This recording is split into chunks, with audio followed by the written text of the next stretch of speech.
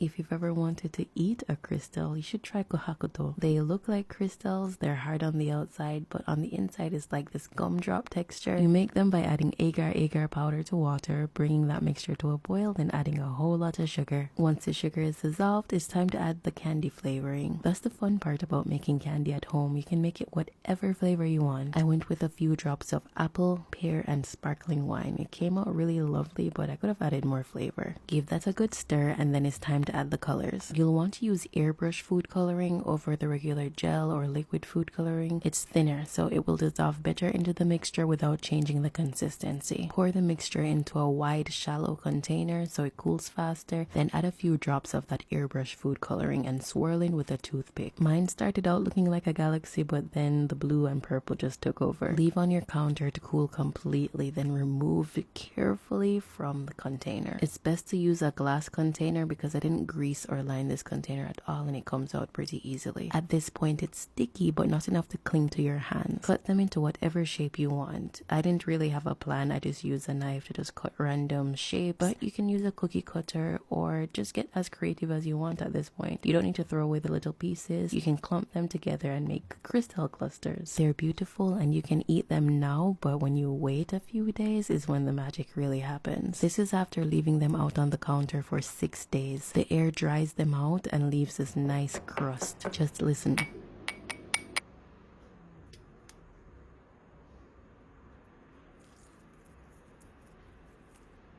They're beautiful, but I went a little further and added some gold accents. You can add a little luster dust, glitter, gold flakes, and I think the clusters came out the best. These would look perfect on a cake or cupcakes or even just packaged in cute little bags. I would definitely buy these if I saw them in a crystal shop. This was my first time making these, but leave a comment if you want the recipe. And what color or flavor should I make next?